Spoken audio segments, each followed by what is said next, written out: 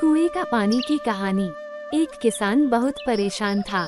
उसे अपने खेतों को सींचने के लिए पानी की जरूरत थी। इसलिए वो कई दिनों से अपनी जमीन के आसपास किसी कुएं की तलाश कर रहा था। इसी तलाश में वह घूम ही रहा था कि अचानक उसे एक कुआं दिखा। ये कुआं उसके खेतों से बहुत नजदीक था, इसलिए किसान बहुत खुश हुआ। उसने सोचा कि अब उसकी परेशानी खत्म हो गई।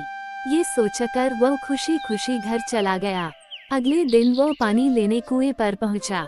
जैसे ही उसने कुएं के नजदीक रखी बाल्टी कुएं में डाली, वहां एक आदमी आ धमका। वह किसान से बोला, ये कुआं मेरा है, तुम इससे पानी नहीं ले सकते।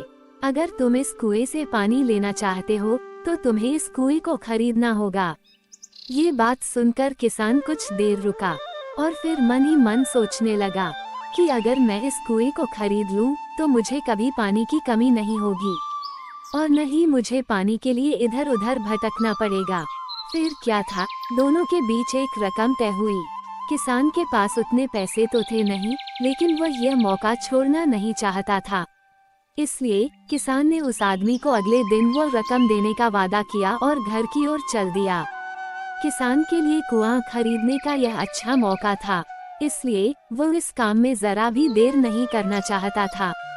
घर पहुंचते ही उसने अपने करीबियों और दोस्तों से इस बारे में बात की और कुएं के लिए तय हुई रकम का इंतजाम करने में जुट गया। थोड़ी भागदौड़ और कोशिश के बाद आखिरकार उसने वह रकम जमा कर ली। अब वो पूरी तरह से निश्चिंत हो चुका था कि उसे कुआं खरीदने से कोई नहीं रोक सकता। जमा हुए पैसों को लेकर वह फिर घर चल दिया। उसे बड़ी बेसब्री से इंतजार था कि कब रात खत्म होगी और वो कुआं खरीदने जाएगा। इसी सोच में वो पूरी रात सो नहीं सका। अगले दिन सुबह होते ही वो कुआं खरीदने निकल पड़ा। उस आदमी के घर पहुंच किसान ने उसके हाथ पर पैसे रखे और कुएं को खरीद लिया। अब तो कुआं किसान का हो गया था, तो फिर उसने पानी निकालने में देर नहीं की। जैसे ही किसान ने कुएं से पानी निकालने के लिए बाल्टी उठाए, उस आदमी ने फिर बोला, ठहरो, तुम इस कुएं से पानी नहीं निकाल सकते हो। मैंने तुम्हें कुआं बेचा है, कुएं का पानी अभी भी मेरा है। किसान मायूस हो गया और न्याय के लिए राजा के दरबार में शिकायत करने पहुंच गया। मालूम है उस राजा का नाम क्या था? राजा अकबर। राजा अकबर ने उस किसान की पूरी कहानी सुनी और फिर उस आदमी को दरबार में बुलाया जिसने वह कुआं बेचा था।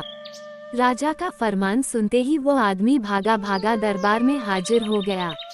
राजा ने उससे पूछा, जब तुमने इस किसान को अपना कुआं बेच दिया तो फिर इसे पानी क्यों नहीं लेने दे रहे हो?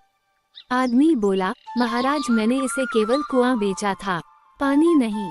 ये बात सुनकर राजा भी सोच में पड़ गए। उन्होंने कहा कि बात तो ये पते की कह रहा है, कुआं बेचा है, पानी तो नहीं।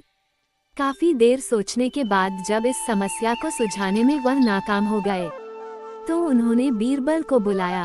बीरबल बहुत ही बुद्धिमान था, इसलिए राजा अकबर किसी भी मामले पर फैसला लेने से पहले उसकी राय जरूर लेते थे। बीरबल ने एक बार फिर दोनों से उनकी समस्या पूछी।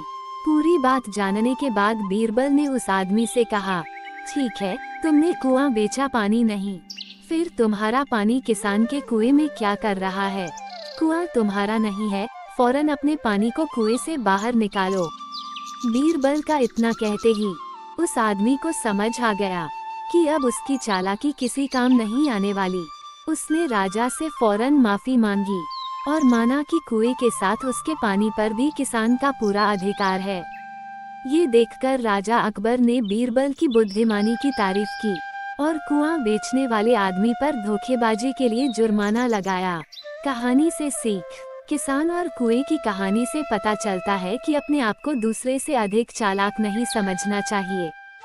साथ ही धोखा देने की आदत से भी दूर रहना चाहिए, क्योंकि कोई ऐसा भी हो सकता है जो आपसे भी अधिक बुद्धि का इस्तेमाल करना जानता हो।